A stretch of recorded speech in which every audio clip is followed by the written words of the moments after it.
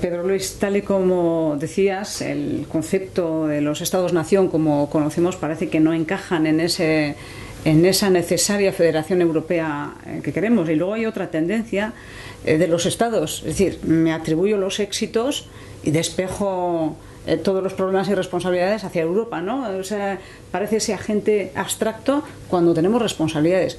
¿Qué visión tienes de esta realidad con la que vivimos y sufrimos permanentemente también desde el Parlamento Europeo? Bueno, pues que se ha perdido la idea de Europa como concepto, de Unión Europea como concepto. Vamos a ver si consigo explicarlo. La Unión Europea es una realidad política e institucional que trasciende a la suma de los 28 estados que la integran. Es decir, en mi concepción, la Unión Europea no es España más Francia más Alemania más Italia.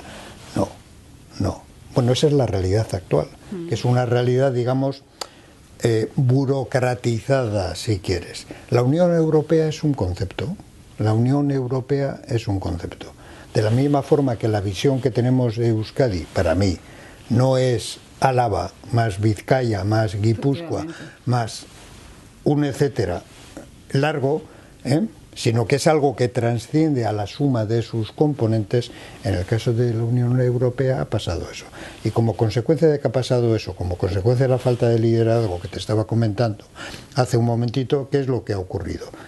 Pues que los intereses de Europa es la agregación equilibrada, tras muchas discusiones, de una serie de intereses estatales. Es decir, en lugar de plantear una visión, esa visión europea global, a la cual se suman una serie de estados, y si quieres ahora comentaremos ese punto, porque creo que es importante, el punto de la voluntariedad, muy importante para construir Europa. En lugar de hacer un planteamiento global, lo que se hace es encontrar una especie de equilibrio entre diferentes intereses estatales.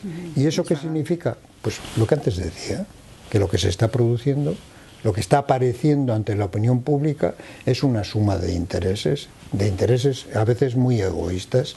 Como el peso político de los distintos estados es completamente distinto, no manda, entre comillas, lo mismo Alemania que Bulgaria, pues bueno, desde la percepción del mandado, lo que se ve es que aquí me están imponiendo una realidad que beneficia a unos y que a mí no me... Y eso, al final, contribuye. Como no hay ese planteamiento de una visión, de ese sueño, de todos juntos vamos a ser los líderes del mundo, etcétera, sino que cada cual pues rema en su propia dirección, eso diluye el sueño europeo.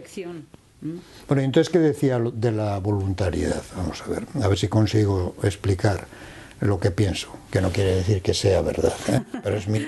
Pero siempre interesante. Es mi opinión. Bueno, no sé si es interesante, pero es mi opinión. Europa no se va a poder construir como un líder mundial con la fórmula actual.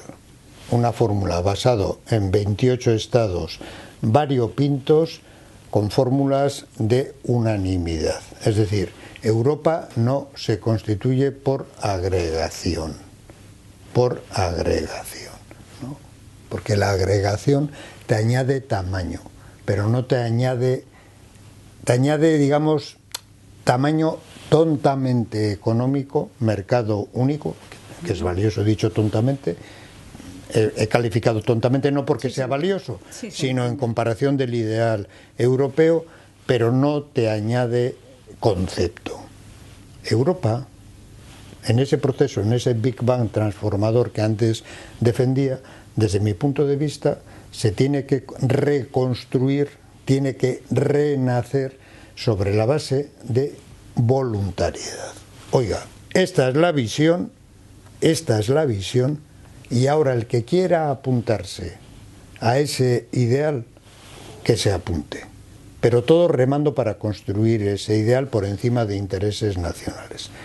Los países que no quieran apuntarse a ese planteamiento de Europa como actor global, Europa como líder del mundo, Europa como influenciador del mundo, bueno, seguirán teniendo una relación con ese conjunto de países que se apunten a ese nuevo proyecto europeo, pues como la que tienen ahora, una relación en términos económicos, con unos ciertos componentes sociales bastante limitados y siguiendo, es decir, no cambias la posición de ninguno de los 28 estados que hoy conforman la Unión Europea, pero ofreces una alternativa para aquellos que quieran dar un paso adelante. Y ese paso adelante pasa, como sabes mucho mejor que yo, porque eres una alta representante del Parlamento Europeo, pues avanzar en una serie de direcciones variopintas, incluidas política de defensa, política de seguridad, políticas migratorias, políticas sociales, políticas económicas, financieras, etcétera. Es decir, con un planteamiento que, expresado en lenguaje maoísta, de dar un gran salto adelante. Y eso es lo que necesita Europa, un gran salto adelante para los países dentro de ese club de 28 que quieran hacerlo realidad.